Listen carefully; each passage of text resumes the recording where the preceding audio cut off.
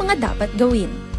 Gamit ang iyong mobile device, pumunta sa eGovPH app. Pwede itong i-download mula sa Apple App Store o sa Google Play Store. Gumawa ng account. Ilagay ang email address, valid mobile number, pagkatapos ay makakatanggap ka ng one-time code sa iyong email. Gamitin ang code sa eGov app para sa verification ng iyong account at ng mga impormasyong ibinigay. Congratulations! Meron ka ng eGovPH app account. Pwede mo na ma-access ang iba't ibang serbisyo ng gobyerno kabilang ang mga serbisyo sa Bagong Pilipinas Presidential Action Center. Ito ang Presidential Broadcast Service. Radyo Pilipinas. Radyo Publiko Ng Bagong Pilipinas para sa Bagong Pilipino. Naghahatid ng mahahalagang balita at impormasyon na guugnay ng pamahalaan sa sambayanan. Tulay sa himpapawid ng serbisyo publiko. Radyo Pilipinas. Radyo Publiko. Ang boses ng Pangulo. Sa Mega Manila 738. Radyo Pilipinas. Radyo Publiko. Tahanan ng OFW. Handog ng Department of Migrant Workers at Radyo Pilipinas. Radyo Publiko. Programang maghahatid ng impormasyon sa mga polisiya, programa at mga hakbang ng DMW para sa kapakanan ng ating mga OFWs at kanilang pamilya. Tahanan ng OFW. Programang hatid ay agarang serbisyo publiko para sa bagong bayani ng bayan, para sa bagong Pilipinas. Tahanan ng OFW ng Department of Migrant Workers. Dito sa Radyo Pilipinas. Radyo Publiko.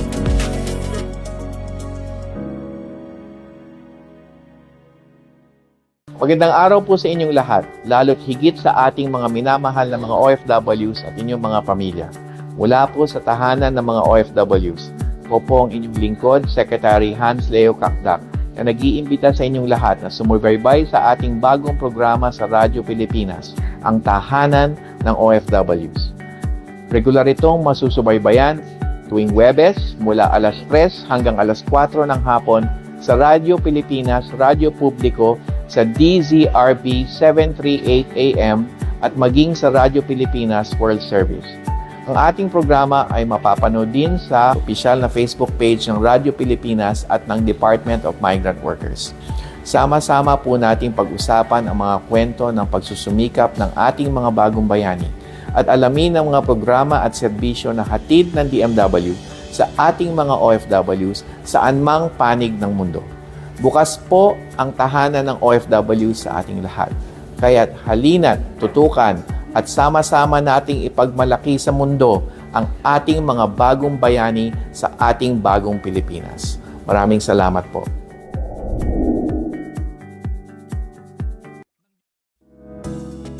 Narito na naman muli ang tahanan ng OFW at isang magandang hapon mga kababayan nating OFW saan mang panig ng mundo kayo naroroon. Sa ating mga kapatirang Muslim, Assalamualaikum po sa inyong lahat. Ngayon po ay January 22, 2026, nako po, bagong taon na naman. Yes. At patuloy nating ihahatid ang mga balita, serbisyo at programang inalaan para sa ating mga bagong bayani. At partner, magandang umaga, tanghali at hapon naman para sa ating mga tagapakinig. Sa ngalan ng ating mga kasama sa DMW, sina Asek Kiko de Guzman, si Asek Venny Legaspi na ngayon ay nasa Cambodia po sa ngayon. No? Pinaglilingkuran ng ating mga kapwa doon, mga kapwa OFW. At andyan po naman si Yusek Nikki na busy po. So dapat kasama natin siya ngayon dito sa programa kanina. Kaso nasa labas na naman siya. Ang dami-daming inaasikaso. Kasama rin po ang ating mahal na sekretary po na marami pong mga program pinuntahan sa araw na ngayon.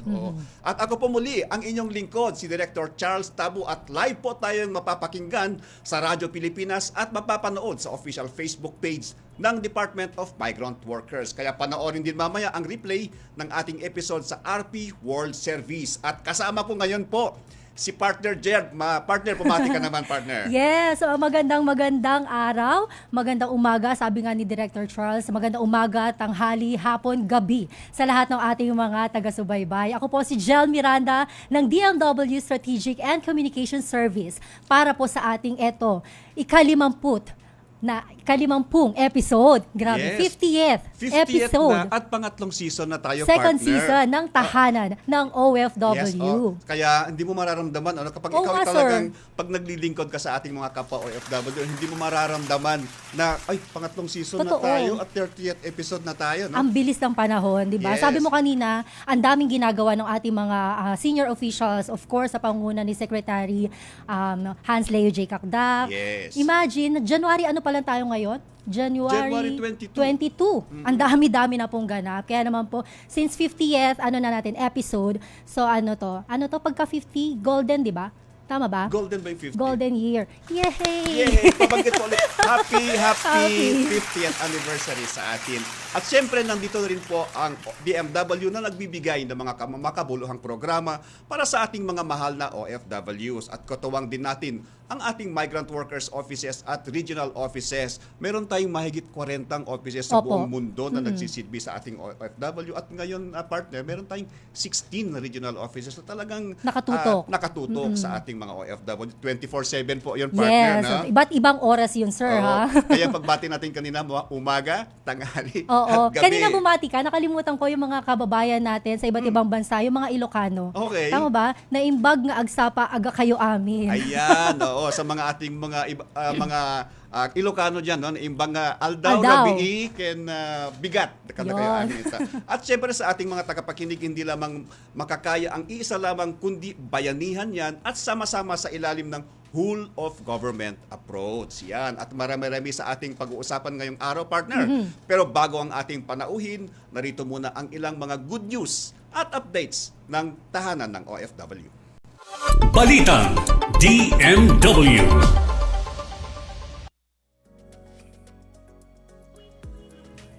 Ayan, patuloy at pagbibigay ng proteksyon ng Department of Migrant Workers sa mga OFWs. Makaraang ipinasara ng isa na namang illegal na recruitment center sa Ermita, Manila at nangongolekta ng malaking halaga kapalit ng pangakong trabaho sa ibang bansa. Kaya partner, lagi Oo. nating sinasabi ito sa ating mga kababayan, pag if good to be true, True. ay medyo mag-isip-isip ka Tama, na. No? Dapat kapag yung ano ba yon, pag malaki ang iyong Pangako. pangako, Mga sahod. malaki ang sweldo, Oo. malaki ang hinihingi, wala ka pang binibigay, hindi mo pa sinasabing ang trabaho mo, hindi mo pa sinasabi kung ano yung kaya mong gawin, ay pwede ka na daw at magbabayad na daw, no? So anyway, doon sa pagsasarado yan ay pinangunahan ni Secretary Hans Leo J. Cacdac ang operasyon kasama sina Undersecretary Bernard P. Olalia at Assistant Secretary Jerome A. Alcantara bilang bahagi ng kanilang patuloy na proteksyon sa mga overseas Filipino workers. At 3 biktima ang nagsumbong sa DMW MWPB tungkol sa Buenas Hotel Services Company at Alju Manpower Services na naniningil ng 80,000 partner, no? Yun. Hanggang 250,000 pesos para sa trabaho sa Maldives, Taiwan, Middle East, Palau at ibang European countries. At walang sertifikasyon ang Buenas sa DMW at TESDA. Wala silang sertifikasyon. Kaya naman agad ikinasa ang operasyon katuwang ang Manila Police District. Kaya palakpakan po natin po ang Manila Police District sa kanilang pakikipag-partner po sa atin. At ito ang unang illegal recruitment agency na pinasara ng DMW ngayong 2026. Kasunod ng 32 closure noong 2025. Ayan po, partner, ilan ba yun? 32. 32 Last ang year. pinasara. Yes, dear Biro mo Charles. yan. Sa dami ng mga recruitment na yun na recruitment agency na yan na nanloloko sa ating Kaya kapwa nga, Pilipino. oo. Kaya talagang pinaigting ng ating departamento kung paano talaga ay ipapasara ang mga ganitong mga naglilipa ng mga illegal recruiter. Imagine ngayon, January, pagpasok ng taon na to, talaga nakita natin itong Buenas na hindi nagpapatakbo ng tama. Since 32. Sabi nyo nga, 32 centers yung naipasara Oo. last year. Yes, Pero oo. sa kabuuan talaga, sir, gaano ba karami yung mga centers na naandito sa ating bansa? Sobrang Ay, dami. Hundreds. Marami yan.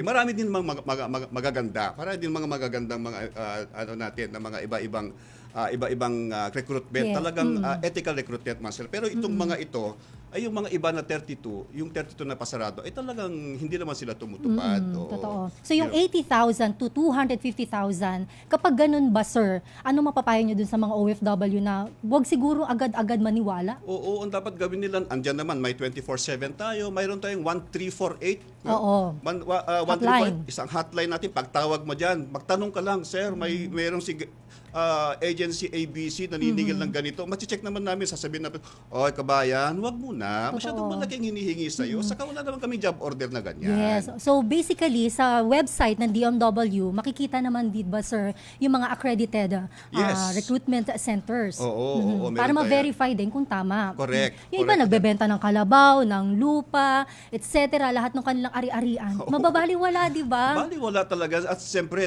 dahil sa masasarap na salita, pakinggan, talagang maiengganyo ka talaga. Oo. Kaya po ingat doon sa ating mga kababayan na nagbabalak na magtrabaho sa ibang bansa. Samantala, sa iba pang balita, nasa pangangalaga na ng DMW ang OFW na itinago sa pangalang Bernadette matapos kumalat ang viral video na nagpapakita ng umano'y pang-aabuso sa kanya ng employer.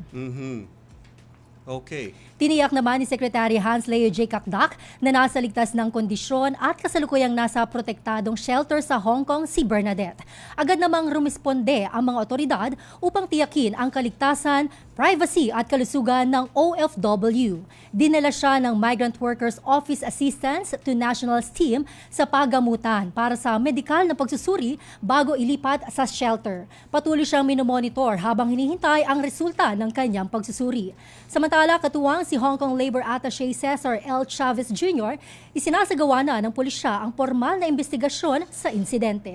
Sa iba pang balita ay personal na binisita ni Secretary Hans Leo J. Kakdak ang OFW Hospital upang tiyakin na ang mga OFWs na kasalukuyang ginagamot ay nakakatanggap ng tamang medical at atensyon at nakipagpulong si Secretary Kakdak sa mga pasyente at kanilang pamilya upang alamin ang kanilang agarang pangangailangan.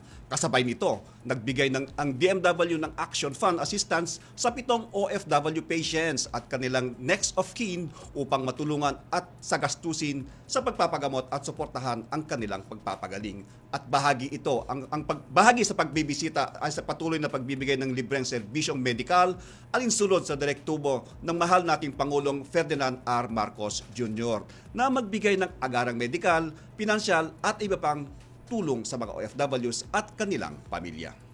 Maraming salamat, Dear Charles. At yan po ang naging kaganapan sa nakaraang linggo sa DMW. Samantala, narito ang isang pasilip sa katatapos lamang na serbisyo caravan sa Abu Dhabi. Panoorin po natin ang naging kaganapan doon.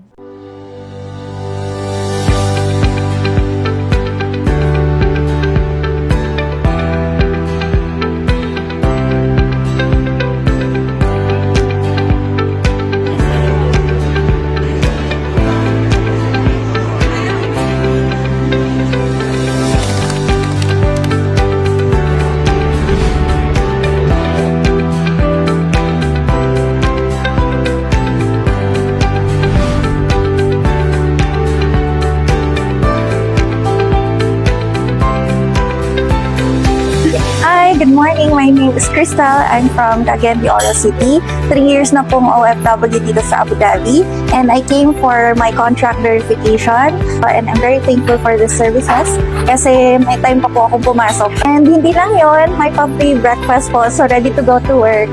So ngayon natapos ko na po at 8 o'clock. Thank you po.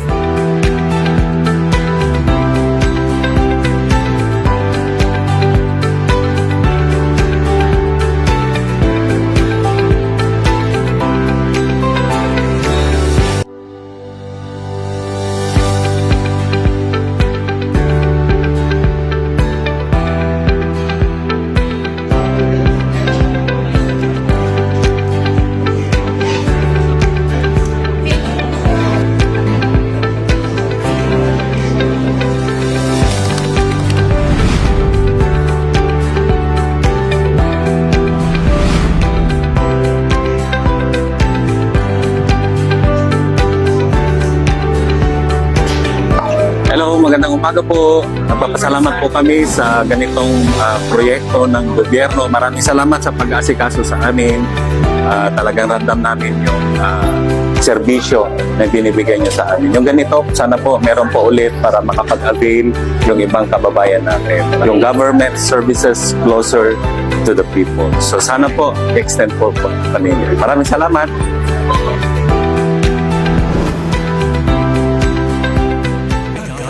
Saan ka man sa mundo. At ayan po ay nakita mo naman partner, no? Tayo na ang Yes, sir. lumalapit sa ating mga OFW sa ibang bansa. Nilalapit po natin ang ating serbisyo sa kanila po. So yan po ang isa sa direktibo ng ating mahal na Pangulo na bigyan ng kumbaga sa red carpet service ang Yes. ating mga OFW. Yes. At hindi lang po yan, tayo na pang lumalapit, no? Oo nga, sir. Hindi na sila mahihirapan talaga. Hindi na at tuloy-tuloy po yan po. Yes. Oo. So at partner, nako excited ako at wag na Ako po din, natin sir. patagalin pa, no? Handang-handa na. Live sa kabilang linya mula sa MWO Abu Dhabi, walang iba kundi si Labor Attaché Teresa Esa Algudo. Olgado. Olgado, Yes. yes. Okay po. Ma'am, bumati naman kayo. Ayan na po si ma'am, yes. Hi, ma'am. Labat? Yes. Naririnig nyo na kami, ma'am? Ayan, may Ayan, technical medyo ano pa ayusin yan. muna natin yung Ayusin linya. muna natin. Ayun Ayan na, na po. okay na. Ma'am, bumati naman kayo. Umaga doon, partner, Oo nga. ano? Good morning. Good morning, Labor Attaché Esa Olgado. Magandang umaga po, ma'am. Bumati naman po kayo. Magandang hapon po dyan at magandang tanghali naman po rito. Magandang tanghali na. Yes, o sige. Umpisa na po natin. Labat, simula pa lamang ng taon, pero busy na ang mga MWO kabilang ang Abu Dhabi, no? Ma'am, bigyan niyo naman po kami ng balita. Kumusta naman po yung mga una at ngayon naman ay ikalawang serbisyo caravan dyan sa Abu Dhabi? Yung serbisyo caravan po na ginanap dito sa Abu Dhabi ay only a mini caravan. Ang pinaka-highlight po kasi, excuse me, ay ang pagbisita ng presidente rito. Plus, actually, it is a 3 events sa pagbigay ng tulong na ating unang ginang sa cancer patients. Tapos, mini caravan. Ang highlight ay ang meet and greet ng presidente sa ating mga OFWs. I see, okay. Ma'am, gaano naman ang pagtanggap ng ating mga mahal na OFW pa sa First Lady po at pagpunta po ng ating mahal na Pangulo dyan? Lahat sila po excited. Yes. Excited sila kasi syempre, alam niyo naman, pagka tayo ay binibisita ng ating presidente, lalo't kasama pa, plus pa ang unang ginang, para ka na rin binisita ng magulang mo sa iyong workplace, di ba? Nakaka-inspire. They are all inspired at saka humihirit pa sila ng part 2. Oo. Depende yan sa schedule ng ating mahal na Pangulo kung tayo ay mapapagbigyan. In fact, sa pagbisita ng ating mahal na Pangulo, marami siyang na pirmahan ng mga agreement, lalong-lalo na yung ating SEPA. Yun po. Pero kanina sabi nyo, Labat, mini caravan, mini serbisyo caravan. So ano-ano lang yung mga services na nandun, ma'am? Actually, alam ko, pati RTO, kung ano ho yung nag-service sa Dubai, dinala ho nila yung servisyo nila dito sa Abu Dhabi. Kaya ho namin nasabing mini caravan, ang highlight po talaga ay ang presidential Pagbisita ng visit. Pangulo. Opo. Ngayon, ang very short span lang po ng time yung pagsabi na magawa kami ng mini caravan. So ito, tinap namin yung aming mga volunteers. Pero awa naman na Diyos. Ina-expect ko nga mga 120 lang ang mag-avail. Kasi considering na may pasok po yun eh. Opo. Pero marami, ma'am, Nakita namin sa mga footages. Ang avail po is 851 Yes. OFW, tapos 2,844 services ang inavail nila. Wow, grabe. Hindi na yun minimum. Oo. Marami-rami na yun ating naservisyohan dyan. Parang hindi na siya naging mini. Oo. Okay. So speaking of that, Na-expect yun yes, ma'am. Go. ano nila nabalitaan kasi ng darating ang presidente. Okay. So talagang excited talaga yung ating mga Excited po OFWs.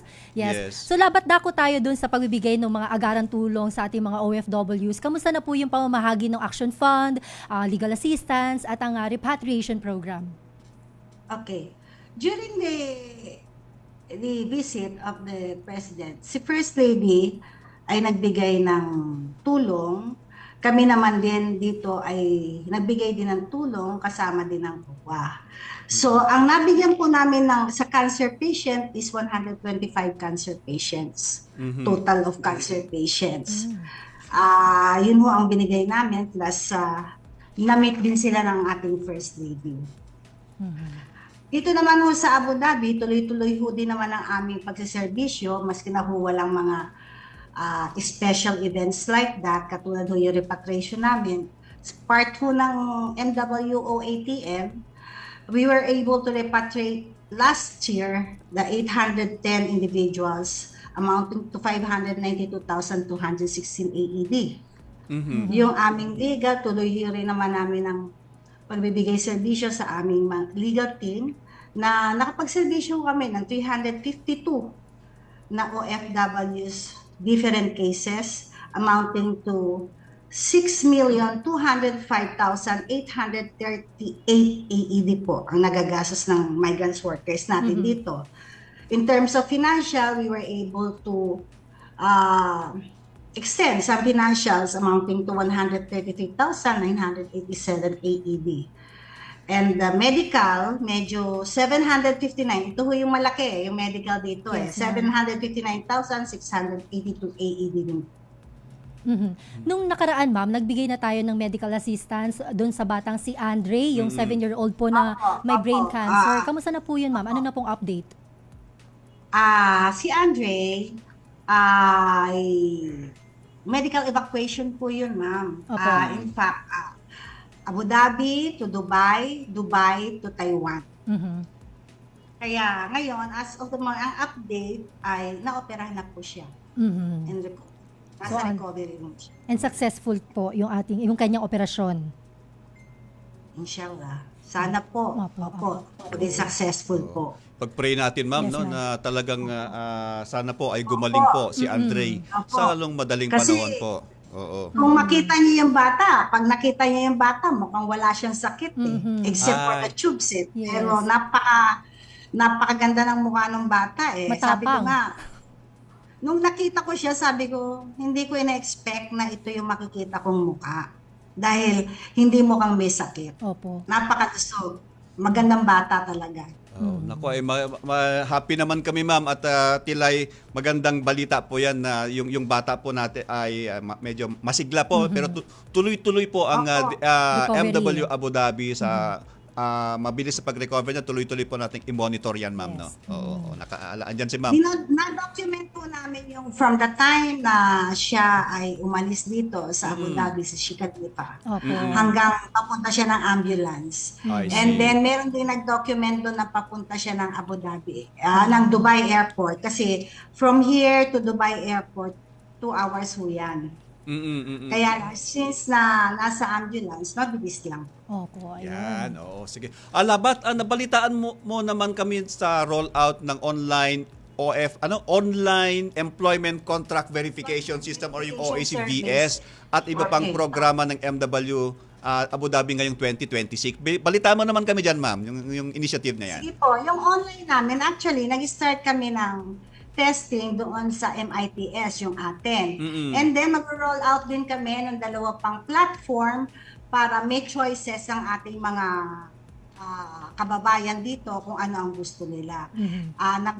Actually ho, dapat tinest namin yung first week, kaya lang medyo nabisi kami sa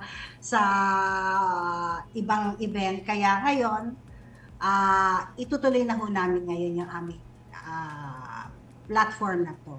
Ano Para po mas mabilis po. Yes po. Ano po yung nakikita nyong magiging epekto nito sa ating mga OFW once na ano natin yan, no? Tuloy-tuloy. Oo, na-roll out na natin yan, na-implement na po natin yan, ma'am. Apo. Pag na-implement natin to, sir, kasi po, meron ho kasi dito, medyo, sa totoo lang ho, ang Abu Dhabi ho ay medyo mahigpit ang batas dito. Kasi nandito yung seat of government. Pag na-roll out natin to, magkakaroon ng choices ang ating mga worker.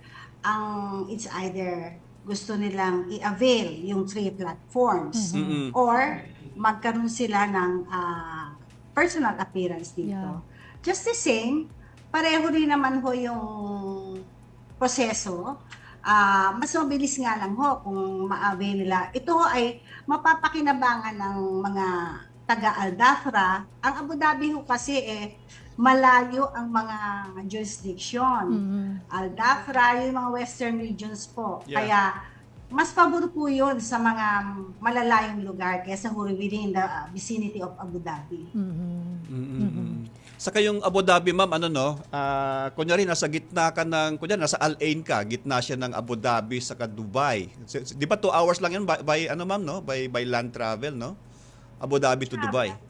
2 hours to Dubai. 2 Yes, hours to 2 Al hours to Ain. Dubai. So mabilis-bilis na rin, 3 Director. hours, Oo. 3 hours Dafra. 4 hours Al Sila. Oo. Yes, oo. Kaya partner, yung Pinasaya 2 hours. Oo, kaya partner yung iba, kunyari na yung caravan sa Dubai, kung minsan yung mga Abu Dhabi, since 2 oras lang naman siya pupunta sila doon sa Abu Dhabi. Oo. Tapos yung sa Abu Dhabi pupunta sila iba doon sa Dubai. Sa Yung iba Dubai. naman, yung Dubai pumupunta Pupunta ng sa Abu Dhabi. sa Abu Dhabi. Parang magkalapit lang sila eh. Halos Oo. magkadikit lang talaga. Halos magkadikit lang sila. Oo. At maganda doon, kadalasan, ano bang ginagawa? I mean, yung mga OFWs, ano yung pwede pa nilang magawa bukod sa pagtatrabaho sa Abu Dhabi? Ano yung kadalasan? Kadalasan, ako, ex-OFW ako, usually kapag yung, karamihan naman dyan, nagsha-shopping, Oo. pupunta sa... Sarap naman nag-shopping. Oo, Sana all. dumadalaw sa mga kaibigan, Oo. nakikita sila sa mall, kumakain sa labas, lalo na yung pamilya, may mga ano doon, may mga beaches din doon. Pumupunta sila Napakaganda doon. naman na lugar. Oo, para at least maibsan ang kalungkutan, Totoo. no. Oo, so at least Iba andyan. na ho ang mga worker natin ngayon. Yes, Po. ma'am. Ang mga skilled worker dito, nagtatayo sila ng sarili nilang negosyo dito. Wow, yun ang maganda. Oo. Di ba? Yung hindi nasasayang ang oras.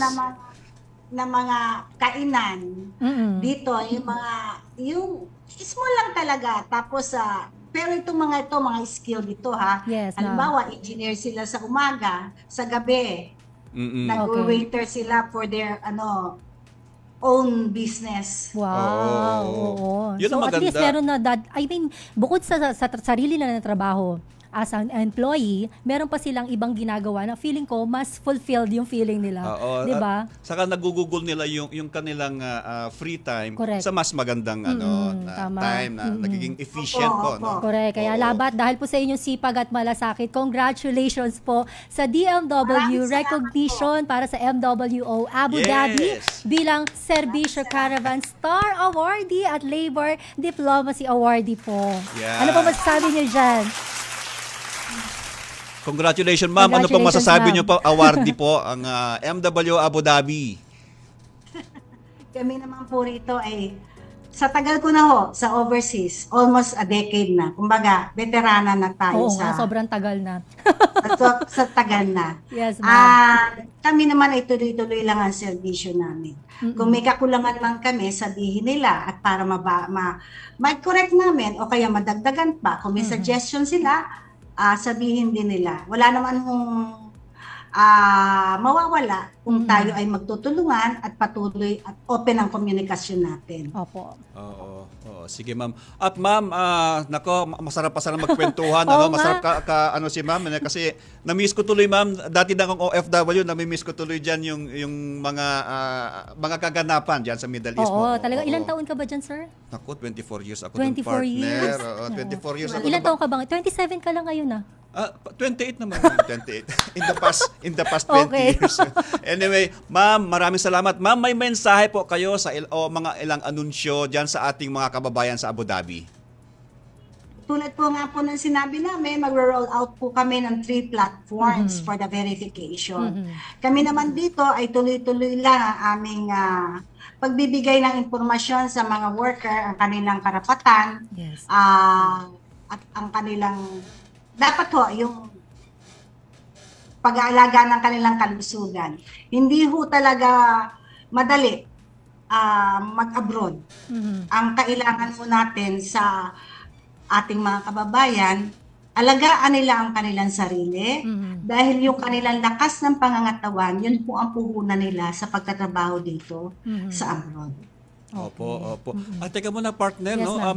Merong isang Comment. comment diyan sa natin sa comment section po. Sabi ay sir, tinanggal po sa trabaho kahit walang valid reason. Pwede mo ba ito at kanino lalapit? Syempre po, yan po ay mahirap sagutin yan. Kailangan malaman mo ko yung reason. Ano yung no? reason talaga? Ano yung Oo. reason talaga? Siyempre, kung walang valid reason, ay nandyan po ang MWO natin na tutulong sa mga ganyang informasyon. Ganyang na problema. Please po, may Yes, consultation po kaming legal. Yan, Mm. salamat. Yes, ma'am. Pwede rin po naman dito na pumunta sila dahil meron po kami nakaantabay ng mga abogado rito Opo. na mapapayuhan sila.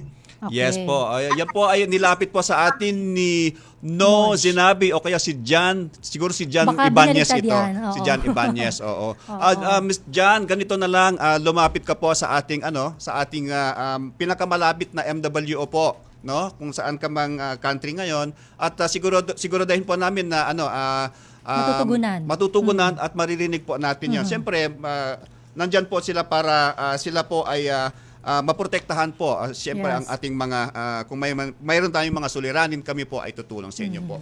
Ayan po, nako, napakaiksi Thank na you. ating oras. Yes, pero ma'am. Oo, maraming salamat po, Labat Esa, at Thank tuloy-tuloy you po. din po ang ating pamamahagi at tulong at serbisyo dyan sa kababayan natin dyan sa Abu Dhabi. Tandaan kabayan, ang ating ahensya ay hindi lamang paulit-ulit na nagbibigay babala at paalala, kundi ito rin ay tahanan na nagbibigay proteksyon at may tanging ahensya na nagbibigay at natatanging programa at serbisyo para sa inyo saan man panig ng mundo. At may ilang paalala lamang po at sa aming pagbabalik, kwento ng Pag-asa at Kalinga ang inyong mapakikinggan. Manatiling nakatutok dito sa tahanan ng OFW. Magandang araw, si Ding Dong Dantes po ito.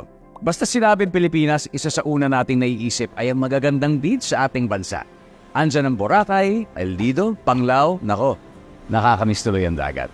Pero what if habang nasa dagat ka, biglang lumindol ng malakas na halos hindi ka na makatayo? Tapos, biglang umurong ang tubig ng dagat na para bang napakabilis na nag-low tide? Tapos maya-maya pa may narinig kang kakaibang tunog na para bang may papalapit na malaking alon sa'yo. Hep, alam ko nakakapanik. Pero lumikas ka na agad at tumakbo sa mataas na lugar o papalayo sa dagat. Dahil kapag naranasan mo ang mga senyales na ito, ibig sabihin may paparating na tsunami sa lugar nyo. #panatag ang may alam. Maging panatag Pilipinas. This is a public service announcement. Discipline is the key. Umiwas sa aksidente sa daan. Ang pagmamaneho ay may kaakibat na responsibilidad. Hindi basta mapaandar lang ang sasakyan. Kilatisin ang sarili, ang kahandaan sa manibela. Siguruhing inyong konsentrasyon ay hindi magagambala. Importante rin na ating laging isipin, init ng ulo ay huwag pairalin. Bagkus, kaligtasan ng lahat ang siyang dapat unahin. Isang mahalagang paalala mula sa Presidential Broadcast Service at Radyo Pilipinas, Radyo Publiko, 738. This is a public service announcement. Public service announcement from PBS, Presidential Broadcast Service at Radyo Pilipinas, Radyo Publiko, 738. Mas pinalakas, pinalawak. Radyo Pilipinas. Radyo Publiko. Radio Pilipinas and Capital 104.3 Collab. Radyo Pilipinas Magazine. Radyo Pilipinas Sports Radio.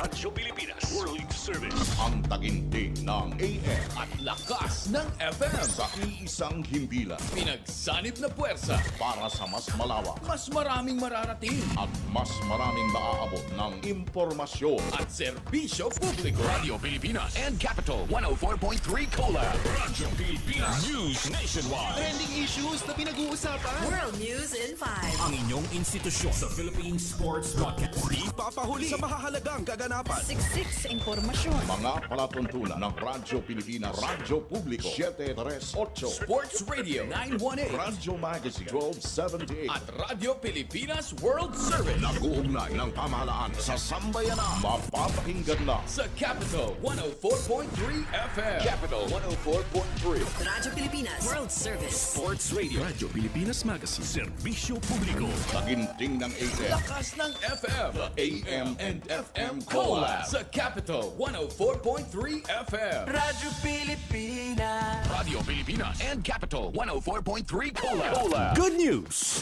Ang inyong pinagkakatiwalaang Radyo Pilipinas nasa TV na.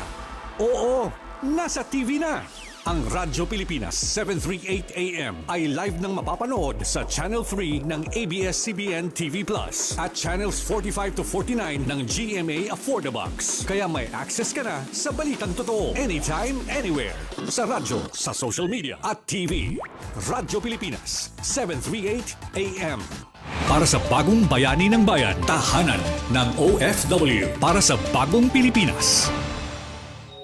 Kalinga at aksyon para sa mga bagong bayani. Ayan po, narito naman muli ang tahanan ng OFW para sa kalinga at aksyon para sa mga bagong bayani.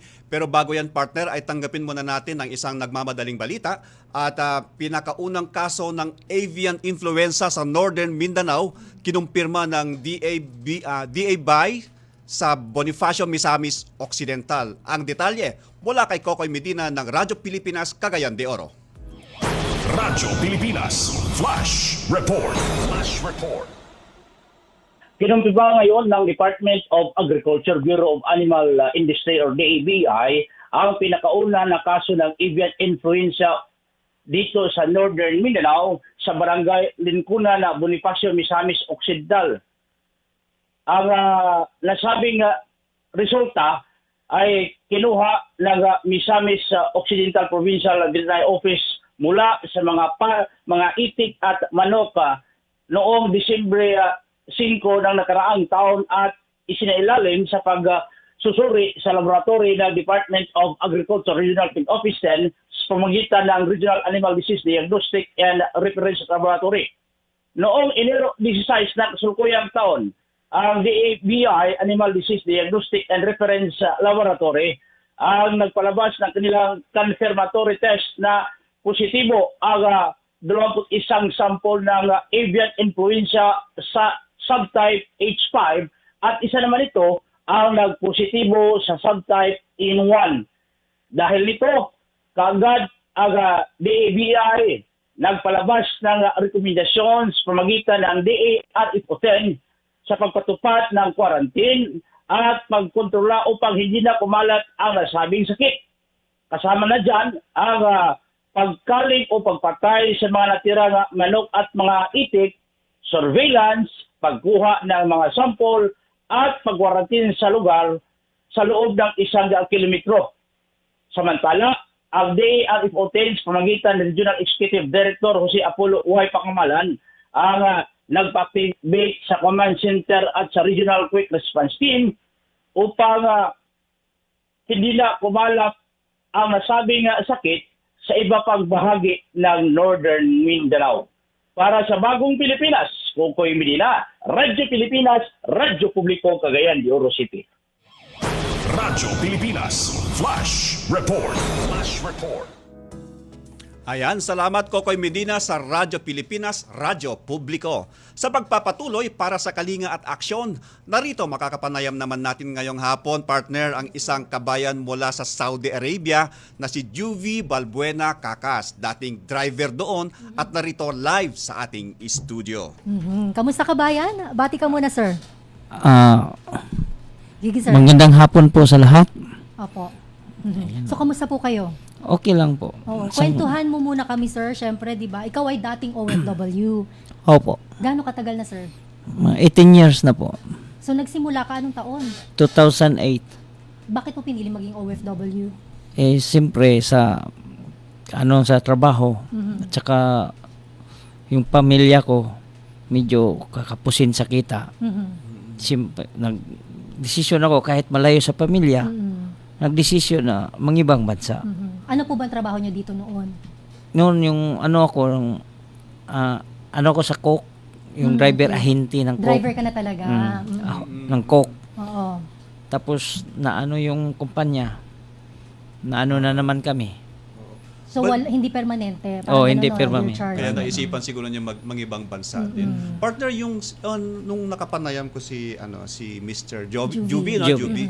Doon ka nagtrabaho diretso sa nung pag alis mo lang sa Pilipinas, doon ka na diretso sa Aramco, no?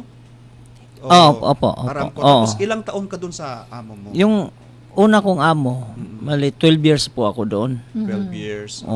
Alam mo, Tapos, partner, kapag ganyan 12 years, tapos kasi kapag driver ka doon sa especially family driver, Yes, no? yes. Kapag 12 years, doon mo makita na na gusto ka nila. Oo. Kasi ang tagal mo no? Totoo.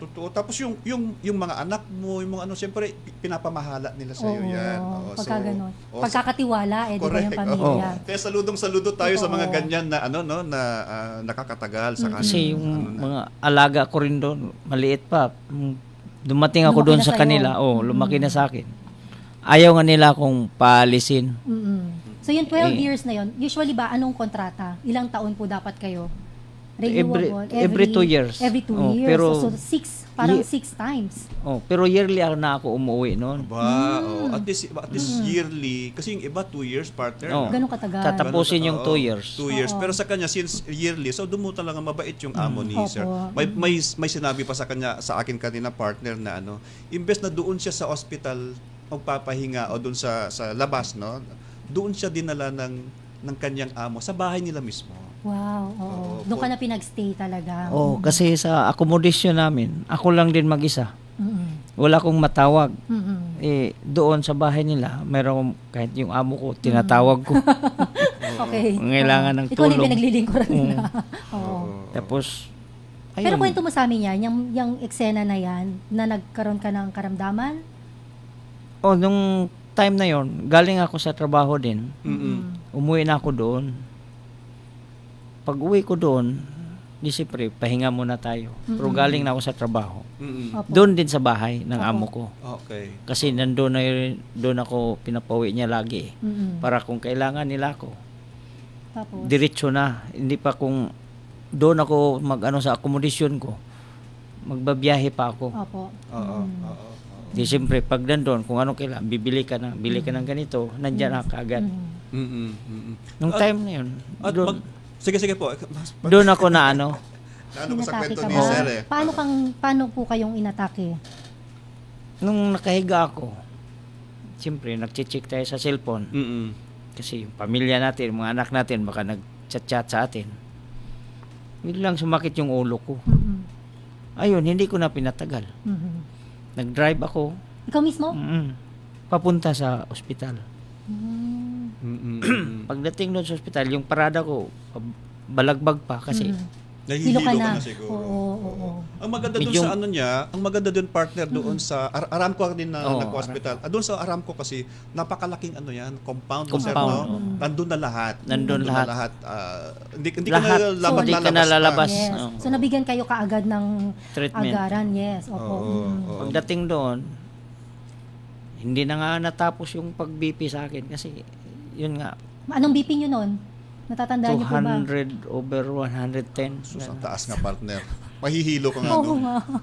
Tapos, pagpasok ko doon, ininjectionan kagad ako ng yung insulin. Pero hindi kayo aware na high blood po ba kayo? Wala kayong maintenance? Aware na ako nung time na yun, nung sa hindi pa nangyari. Pagod? O baka may kinain kayo? Lang siguro sa pagod. Sa kinain siguro. Ano Alam mo kinain na niyo yung nun, pagkain doon. Kapsa, puro mantika. Kapsa, biryani. Biryani. Yun na pagkain. Kaya, ingat masarap na, kasi sir. yun eh. Oo. At siyempre, hindi natin maano din na kung minsan ay talagang napapagod din tayo. Nasa malayo na nakakalimutan Tsaka na din. bilang driver, ang hirap mag-drive. Kadalasan po ba ilang oras kayo nagda-drive in a day? In a day, maabot nga 6 to 5 hours. 6 to 5 hours. 5 to 6 hours. Pero may mga pahinga naman yun in between. Meron. Pahinga. Tapos yung si Sir Juvie, sa kasamaang palad din nung pumanaw din yung asawa niya nung 2020. So from there on, siya na yung talagang nagtataguyod sa lima niyang anak. So talagang push to the end din si So nung namatay ang inyong asawa, nasa ibang bansa pa kayo noon? Kasi 2020 yun eh. Panahon ng COVID yun. So, hindi kami makauwi. Tapos, Pagkatapos noon, 2021, nagbagyong Odette. Oo. Anyway, Sir Juvie, no, ang departamento po meron tayong programa sa mga ganyan ng mga OFW, no. Ito po ay siyempre sa pangunguna ng ating mahal na Pangulo at ang ating mahal na Secretary Hans Leo Cactac. Meron tayong tulong na may ibibigay sa inyo po na kahit papaano siguro ay ito ay makapag-umpisa sa mga gusto nyong adhikain para sa inyong pagbabalik dito sa Pilipinas. Ito ay tinatawag na Action Fund. So ang Action Fund kasi ito yung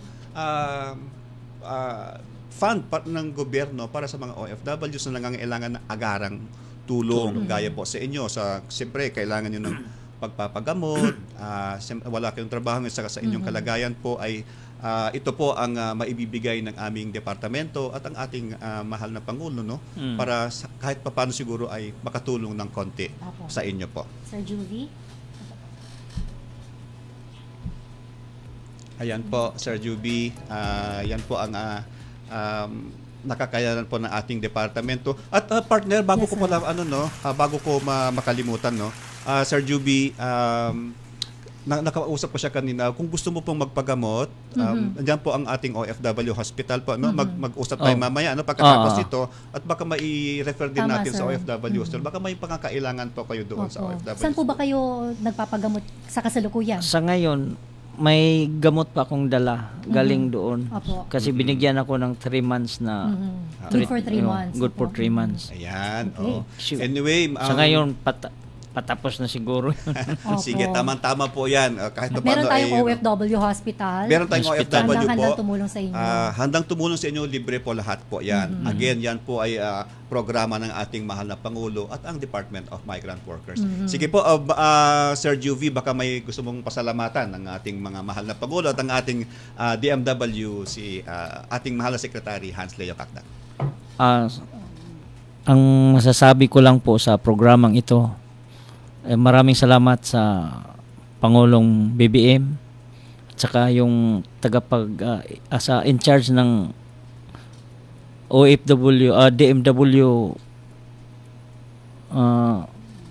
siya ang mahalawing secretary. Secretary Hans. Opo. And sa kay Mr. Leo Cactac. Hans Leo Cactac. Hans Leo Cactac. Opo. Maraming salamat po at sa inyong mga tauhan. At saka sa nila sa akin, pag-aruga. Napakagandang programa para sa mga OFW. Kaya ako po nanawagan sa mga OFW, huwag kayong magdadalawang isip na pumunta sa DMW o sa OWA man.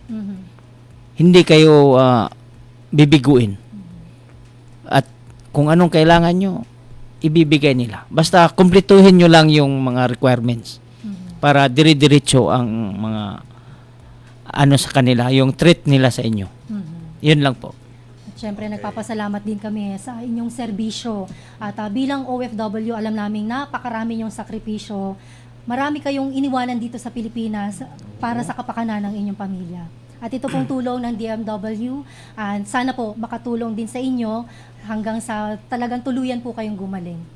Maraming salamat po. At saka maraming salamat sa DMW Action Fund Assistant. Hindi ko na siguro ito ipakita sa inyo kasi sa akin na ito. Yes po, opo. Okay, maraming salamat. Maraming salamat po. Magpagaling po kayo, Magpagaling ha. ka, Sir Juvie, ha? Maraming salamat din po. Sa next na pagkikita natin, magaling ka na, ha. Dalawin mo naman kami. Inshallah. Sige. Ayun. Maasala. Ayun. So, to Dear Charles, merong tanong sa ating Facebook comment. Sabi po niya, forced resignation dahil may stage 4 cancer. Saan daw po lalapit for assistance? Financial assistance? Yes po. Usually kapag may sakit, hindi naman sinasabing stage 1, stage 2, stage 3. Pag may sakit ka, dapat pangangalagaan ka ng ating ang kanilang employer. Nandyan po, kasama po yan sa kontratang pinirmahan po yan, no? So hindi ka dapat mag-force resignation. Oo, wala namang sinasabing gano'n na nakasal sa kontrata na mag-force resignation kapag halimbawa meron yung problema. employer niya talaga nagsabi, mag-resign ka na. Hindi. Walang ganon. ganon. Oo. Pero nandyan po yung DMW Yes. natin, no? Na makikita naman 'yan, mapapag-aralan po yung talagang kalagayan, ma-assess po nila 'yan. So lapit lang po kayo sa pinakamalapit nating DMW office saan man kayo sulok ng mundo para kayo po ay mabigyan ng guidance. Pero ito na lang masasabi ko, hindi po 'yan dapat pinapa-force Tama. resignation. Ayan po, ang comment Ayan mula po. kay Miss Irene Muwan. Ayan ma'am, pagaling ka rin po at sa lahat ng iyong mga katanungan, lumapit lamang po kayo sa mga opisina, of course, ng DMW, MWO. At para Yeah. po sa mga mahalagang anunsyo, komento o iba pang paghingi ng serbisyo, maaari niyo pong makontak ang DMW sa mga opisyal na website, email address, social media channels at hotline numbers na makikita po ninyo sa inyong screen. At amin pong pinahahalagahan ang inyong mga feedback para higit po namin kayo mapaglingkuran. Aming inihatid ang programang Tahanan ng OFW via Radio Pilipinas, Radio Publiko. Ako po muli ang inyong lingkod, Jel Miranda. Yan, at muling samahan niyo po kami sa susunod na Webes sa parehong oras. At ako po ang inyong lingkod, si Director Charles Tabu ng Land-Based OFW Concerns. Abangan ang susunod na episode na may makabulang talakayan para sa ating mga bagong bayaning OFWs. Kaya kita-kita muli dito lamang sa nag-iisang paborito ninyong programa, ang Tahanan ng OFW. Para sa bagong bayani ng bayan, tahanan ng